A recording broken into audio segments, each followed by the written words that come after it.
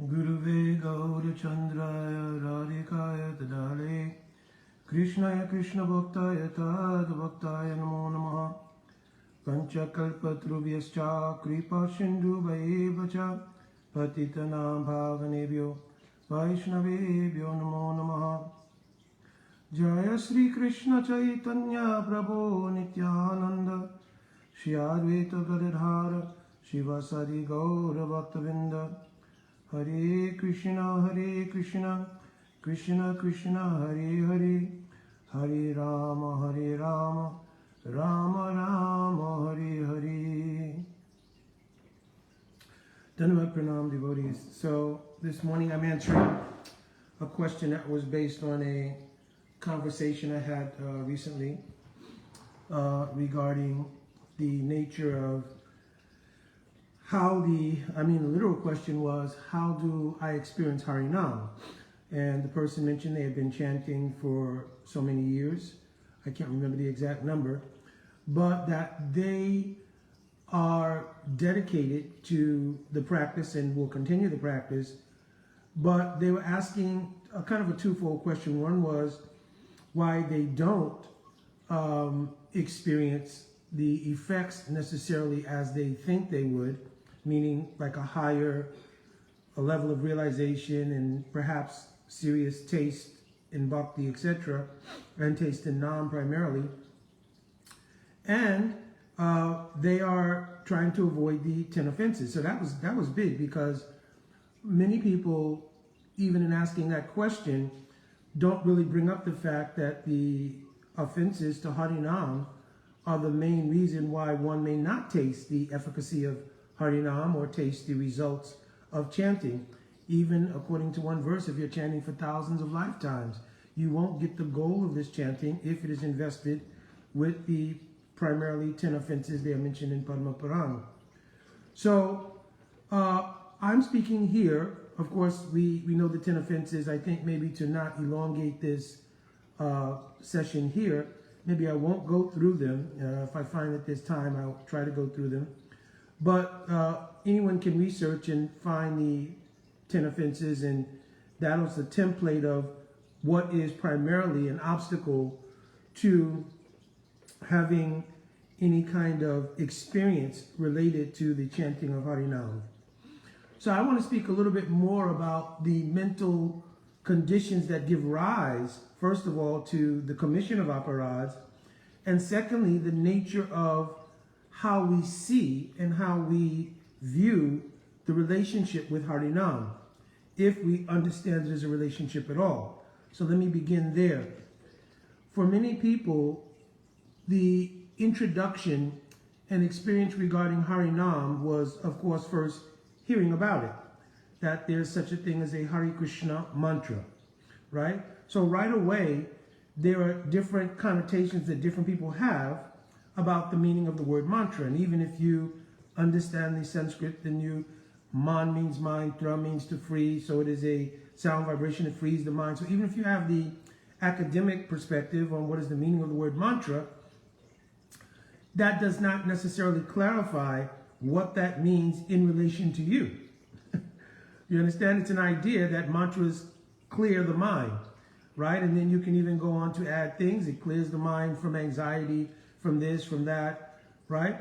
But it's not really necessarily a clear understanding of what exactly the chanting of the Hare Krishna mantra is meant to do, first of all, and secondly, how it is related to you, because they're two different things. What it does and how it's related to you have some relation, but they manifest in two different dynamics. So let me explain that. Knowing that the Hare Krishna mantra removes sins, takes away misery, that it gives us the ability to once again realize God and therefore become free from all suffering. So we have to start to analyze all of these things and have a proper idea of what my relationship with Harinam is. I keep emphasizing this word, relationship, because when we receive Harinam from Sri Guru is giving their realization of Nam to the disciple. Because other than that, there'd be no need for a Harinam being given by Guru, because Harinam, you could find it anyway. You could look online and find the Hare Krishna Maha Mantra. So what is the speciality of receiving it from a Vaishnava? That Vaishnava is giving their mood, relation, everything. They're giving, when they give you Harinam, they're giving that. They're giving their mood, their relation with Nam to the disciple, with the hope that the disciple will begin to mature in understanding relation with Harinam, and then later Sri Guru can give more clarity of that relationship in the form of giving the Diksha mantras. The Diksha mantras are particularly meant to, one, establish that the name of Bhagavan being chanted in the Hare Krishna Maha Mantra is our Ishtadev, means our primary form of worship, and there's also a Visesh Sambandha Gyan, a special relationship that you have with Krishna, and in a seed form in that mantra, that relationship is being given. So again, we're back to this word relationship. So one of the prominent things that blocks experiencing something in the chanting of Harinam is the idea of what kind of relationship we have with Nam. So as I mentioned earlier, if we see Nam as a mantra, a method, a protocol, a duty, a modality, which essentially then functions to do something for me, like primarily, of course, free me from suffering, hopefully give me eternal life, eternal happiness, etc., then the nature of the relationship does not align with what is pure bhakti. Because pure bhakti is described, anya abhilasita sunya. So there should be no other desire. Anya abhilas sunya means no other desire. I'm not explaining this suffix ita here because I've done before, right? So what is the one desire that's permissible? Because it says anya abhilas means no other desire. So it means one desire must be there. Anukulyena Krishna anusilanam. That all seal means endeavors, right? All endeavors should be for the anukul, or happiness of Krishna. There's many nuances here which have been explained by our acharyas, such as vyapti dosh, ati vyapti dosh, means the overextension or underextension of that meaning of giving happiness to Krishna. But the point here that I'm making is that the essential feature of chanting Harinam is to develop a mood in which one has an exclusive desire for the happiness of Krishna. So now we can kind of see that when I'm chanting with the mindset that Harinam is a modality, protocol, duty, etc., based around fulfilling my desires, we've now introduced another abhilas, and it is not now synthesized with the meaning of pure bhakti. Therefore, Nam, which is meant to reveal pure bhakti, will maybe give you sukriti. From that sukriti, you can enjoy yourself. That may give you some relief from karmic pressure, right? That means from your parabdha karmas and so forth and so on. Also, Harinam is so powerful. Vaikuntha nama asesha agaharam vidu, it's mentioned. It can kind of destroy all kinds of sins. But if you're chanting in a certain mindset, it will not stop the beej of sin. Pap beej means the root of where sins come from. It will continue to eradicate sins, but it won't stop the influence of where they're coming from. So what kind of mindset we take, what kind of view of relationship we take with Harinam is very prominent in how Nam reciprocates. So I've spoken about the negative side of what kind of relations don't produce a positive effect in terms of getting realization and growing in your taking of Harinam. Let me recouch that, your serving of Harinam, right? So the relationship of this name and the Nami, meaning the person who possesses this name, are non-different. So whereas the eyes always are prominent in identifying personal relationship, right, or things that we identify and we connect to personally, the eyes become the prominent sense of that.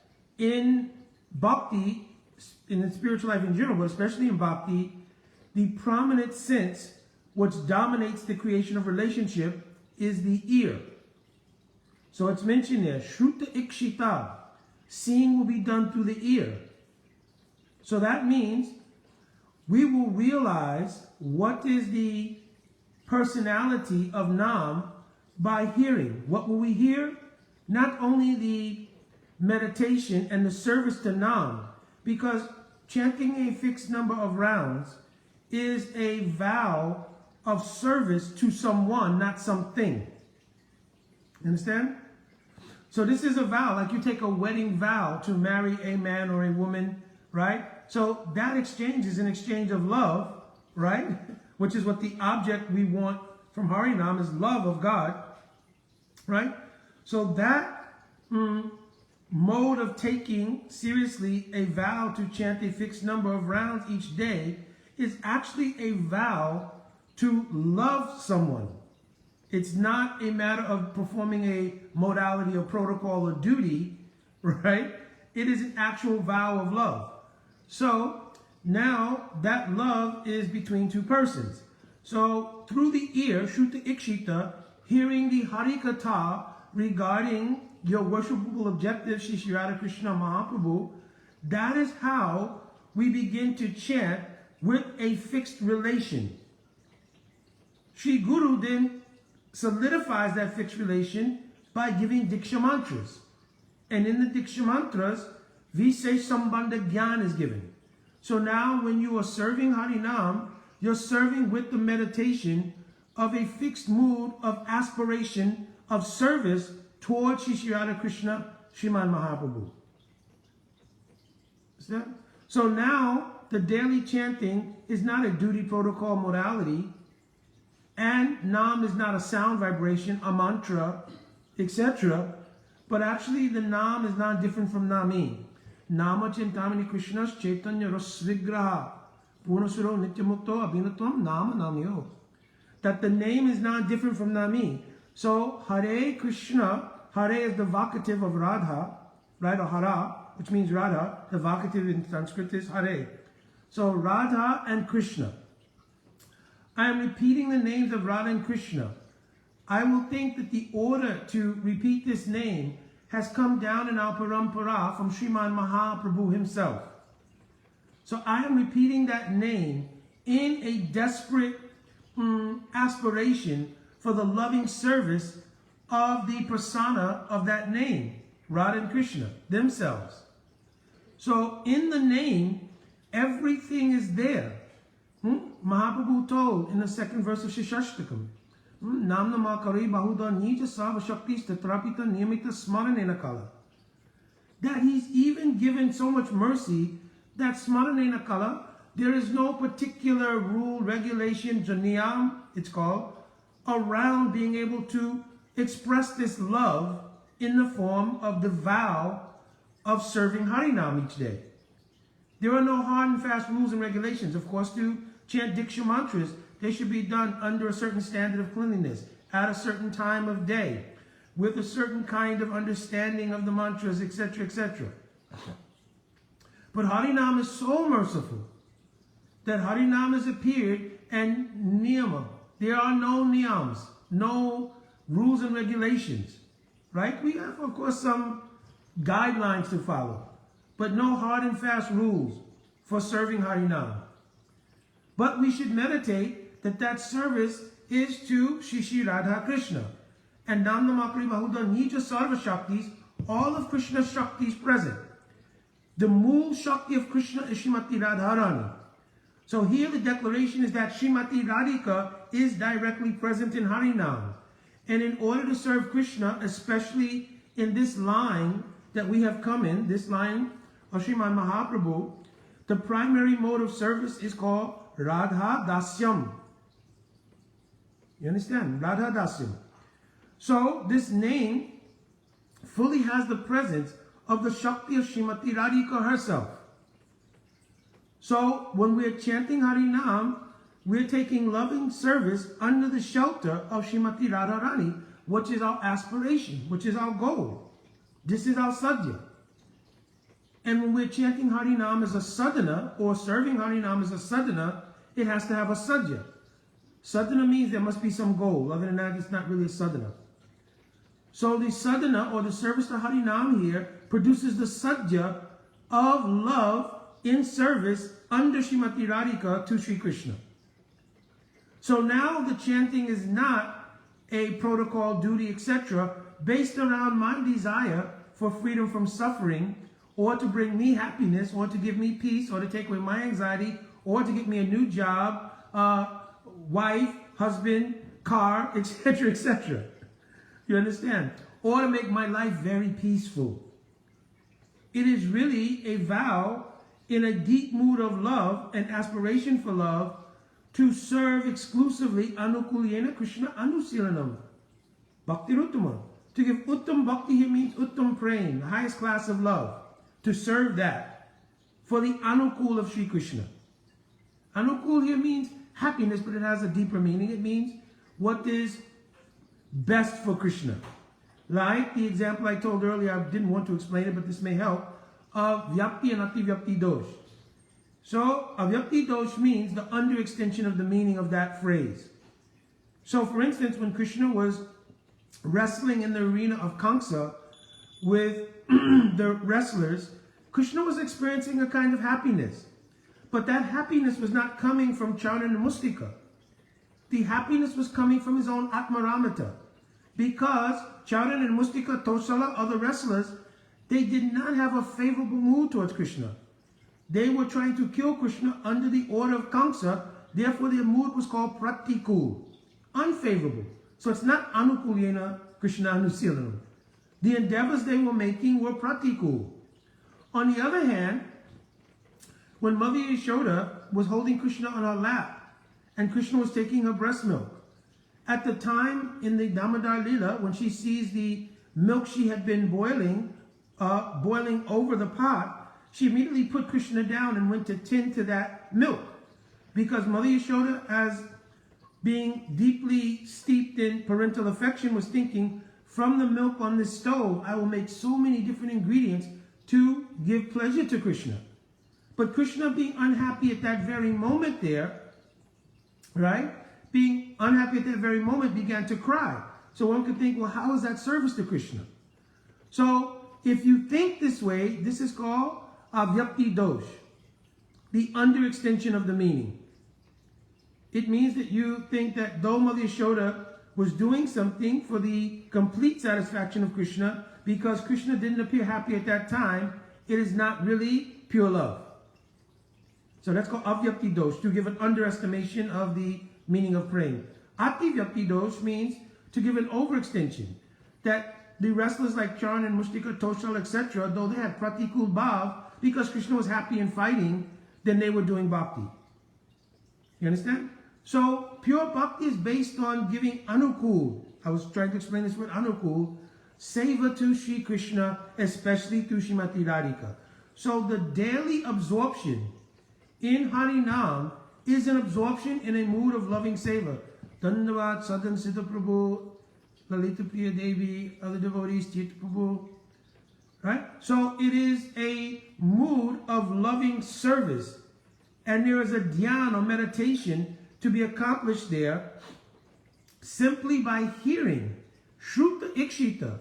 Because Srila Prabhupada used to say, simply chant and hear the name. So in the beginning, in our conditioned state, because we predominate everything by eyes, is a primary dominating sense, right? So when we think about hearing something, that something we're hearing has to be something from our conditional life that was pleasing. We've become accustomed to hearing a certain kind of music, a certain kind of vibration, a certain kind of narration of something, right? Something that gives pleasure to us. But here the mood is, I am serving to give pleasure to Radha and Krishna, who have appeared, who I'm seeing Shruta Ikshita through hearing. And therefore, the idea of simply chanting clearly the name and hearing it is seen. But that will come in maturation. But also in that name, everything is there. Radha, Krishna, their gun, their root, their gun, their qualities, their associates, and also ultimately their lila. So Nam, Roop, Gun, Parikar, and Lila are all present in Harinam.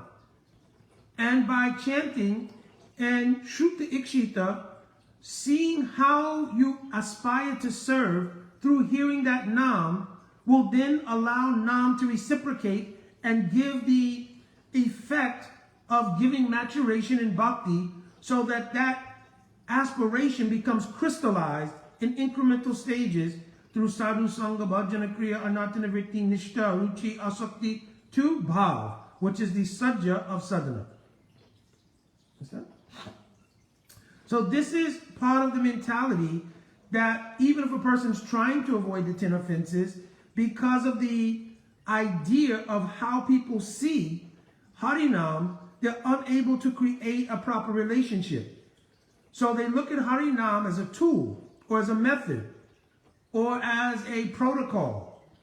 And in general, they look at it that way because they themselves are looking at being the beneficiaries of whatever's to come from Nam. They're not looking, how can I be of service to the object, to the objective, not object, but objective that I want to obtain, which is loving service to Shri Radha and Krishna. And axiomatically, automatically, that means Mahaprabhu, because you cannot enter Krishna Lila without going through Gaur Lila. So this is the secret. And Mahaprabhu, he wrote Shashtakam earlier before he recited it. In the Antya Lila, chapter 20, he recites the Shashtakam. But he had already written it previously. So he wrote Shashtakam as a concise manual to show how to do bhajan based around Harinam. There are many deep meanings here. Right? Yes, Sushanta Prabhu. Yes, Chaito Dharpana Marjanam. He's quoting the verse. So what is this? That Chaito Dharpana Marjanam Bhava Maha Davagni Navarpanam. So there are different meanings here. We're accustomed to one meaning. One meaning here is Chaito Dharpana Marjanam. Dharpana means mirror. What mirror? Of the Chitta. Chitta is the consciousness of the Jiva. May the consciousness of the Jiva, and why is it called a mirror? Has anybody ever thought of that? Why is the Chitta called a mirror? Because the Atma itself never touches the material energy. Asango Hyanyam Purushaha. The Purusha, the Atma, never touches the material energy. It is looking through the Chitta, which is like a mirror, and is having vicarious identification with the material world. So Mahaprabhu is writing here, Chaito Dharpana Marjanam. We have to clean through the seva of bhakti, especially 64 angas distilled to 9, distilled to 5, primarily 1, which is Harinam. We have to clean that chitta, the mirror of the heart. And then bhava mahadavagni nivapanam. Then automatically, without your separate endeavor for thinking about it, the suffering that comes from samsara and samsari life means the cycle of birth and death will automatically be dissipated. Shreya Kairava Chandrika. And what will arise? Like a lotus blossoms, the sweet fragrant lotus of the mood of bhav will evolve and expand in your heart. You understand? So very deep meanings here. But I'm giving one also deep meaning that Mahaprabhu was tasting in the Antya-lila chapter 20, just to show how everything is in Harinam, from the very beginning stages of a sadhaka trying to perform bhakti to become perfect, to the highest conceptions of love. So here, Chaito Dharpana Marjanam Bhava Maha Davagni Nivapanam. Who will recite this? Because remember, when Mahaprabhu was reciting this, it was after he heard the sonnet, the special poem of Advaita Acharya in Antya-lila 19, that was telling Mahaprabhu it's time to end your pastimes.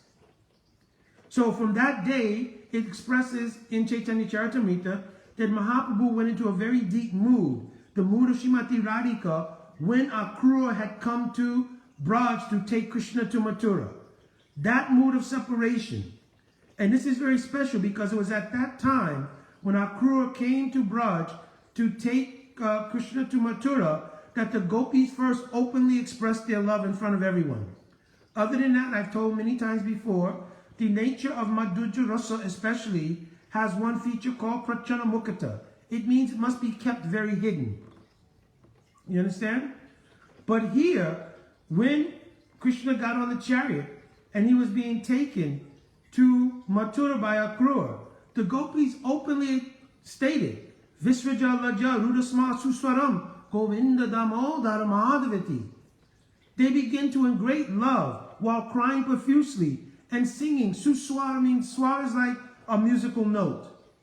But here the indication is that that note was directly a reflection of their own emotional state. So it was a very unique suswaram. It was a note or a melody based on a note that was so extremely imbued with love in a deep mood of separation. They began to sing the names Govinda Damo Dharamadavati, Govinda Damo Dharamadavati. So they openly showed their love. In the same way, when Mahaprabhu recites Shashtakam in Anjalila 20, he's expressing this deep mood of Radhika. So Chaito Darpanam Ajanam Baba Mahadavagni Navapanam here means, oh, my heart has been covered with the dust rising from the chariot wheels of Akrura, and I can no longer clearly see my beloved. And not being able to see my beloved, I've been drowning, or I've been immersed in an ocean of Baba Mahadavagni Nivapanam, the fire of separation. Very deep meanings in Shashtakam. I can't do all here because it wasn't our subject matter for today, but extremely deep meanings are present in Sri Shashtakam. First, we should understand it from the point of view of our sadhak life. How Harinam is prominent in awakening our love of God. This is first thing. But then you will appreciate how everything is there in that Shashtakam. All the deep moods Mahaprabhu is experiencing of Radhika's deepest moods of separation are present here in this Shashtakam. Understand? So, the whole idea is that Harinam is a relationship that is executed through a vow to chant a set number of rounds each day. Of course, ideally, that number of rounds, it can be as many as you like, but there should be some regulated number. Sankhya Purva Kanama Gana Naktivhi. It's expressed in Goswami Astakam. They chanted a fixed number of rounds. 1 lakh Harinam has been standard in by Srila Bhaktisiddhanta Saraswati Thakur because it's mentioned in Chaitanya Charitamrita. Our Srila Prabhupada said a minimum of 16. If there's some maturity, at least 32 rounds. At least 25. Then 32 better. And then, of course, if there's proper depth and everything, at least 1 lakh Harinam, 64 rounds. And that can be accomplished simply by schedule adjustment, right? Because we always find time to do everything else that we want to do. So we have to try to find time. And at least, if you're extremely busy, 32 rounds at least one should do. Because one should show the intention to want to chant 1 lakh Harinam, and at least that will show that intention, right? Because if I'm chanting 16 rounds, I can't finish my rounds, boom, but I have time for many other superfluous things, and that's also aparat to Harinam. Understand? So here I wanted to communicate the idea of what is the mindset or relationship to Harinam. Because if you understand that, the avoiding of the 10 offenses to Harinam, right, will be much easier to avoid, right? Like if you become absorbed in deep mood of relation with Harinam, you'll have less time than to be doing superfluous things on social media, like Satam Nindam, means blaspheming sadhus, right? So, if you develop mood of relationship and you understand dhyan, means meditation regarding Harinam, then after you do your stav and stuti and everything in the early morning, then you can sit. And the other thing is you should pray to Harinam. So many prayers are there to Harinam. I recited Namachintamani Krishna's Nam Namakari Bahuda Nija Sav Shaktis. So many prayers are there, right? So you should find some stav and stuti, recite the Harinam, Then begging the mercy of Mahaprabhu, right, through Panchatattva Mahamantra, Shri Krishna Chaitanya, Prabhu Nityananda, Shri Advaita Gadadhara, Shivasari Gaura Bhaktivinoda. Then in a stream, unbroken stream, one should begin to chant Hare Krishna, Krishna Krishna, Hare Hare, Hare Rama, Rama Rama, Hare Hare. And then in incremental stages, the glory of Harinam will unfold all the way up to the point of Ashtakaliya Lila. Because in the 8 pairs of names, the whole Ashtakaliya Lila is also present there. All the moods of meeting and separation are present there. All of the actual Lila, which gives rise to the various periods of the day, are present, as well as the different moods imbued in those different Leelas. Everything is there present in Harinam. Understand? So only taking a mood, I'm serving Harinam. Also, we should not have the mood, I'm chanting Harinam. Because we are not the doers. Atahashi Krishna Namani Nabhavad Graimindriya. Your material senses cannot approach Apakrita means transcendental things. So your own tongue, your own mind, your own senses can't chant Harinam. But your desire can be to serve Harinam. And the mercy of Mahaprabhu is that he revealed the name in such a way, even to the lowest person. Chiraratatam Ninjaguptavitam Apamra Yogi Tatara Gora is the 3rd line. In his name, Chiraratatam Ninjaguptavitam Swanama Premamrita Atyudara. Premamrita is present there, and Apamra Yo Vitatara Gora. Mahaprabhu is given even to the lowest person. So if you adjust your mind, I'm begging at the lotus feet of my Guru Vargas, please let me serve Harinam. And under that mindset, then you can pick up the Holy Rosary of Ras Lila and beginning to chant those names with the deep mood of hearing that name, because when we talked about Shruta Ikshita, hearing that name while having a deep aspiration to serve Shri Krishna through Srimati Radhika. Because Vishnu Chakravati Thakur Prabhupada is told, Arajo Bhagavan Vajesha Tanayasta Dhamma Vrindavana Ramishka Chit Upasana Vrajvadu Vargena Yakalpita. This best method of worshipping Krishna is that which was performed by the gopis headed by Radhika. So we also have this aspiration. If your mood of service is different, every mood in Braj is ultimately Radha Dasyam. Because the aim and objective is Adi Ras, which means the love between Radha and Krishna. So in some direct or indirect way, all of the rasas of Braj are serving that mood. Right? Even Priyanama Sakas directly have some access to service to that mood. Krishna's Priya Sakas, by having friendship with him and giving an alternative engagement, they also support that mood. Though Madhurya Rasa and Vatsalya Rasa are not in Ras Tattva, they're not compatible, who can say that the idea that Radhika and Krishna have to hide from their parents in order to make their Radhika to make her Abhisar, for Krishna to show up at the place of the rendezvous? It means you have to also avoid your parents and hide from them. So indirectly, it is contributing to the mood of service to Radha Krishna Yuga.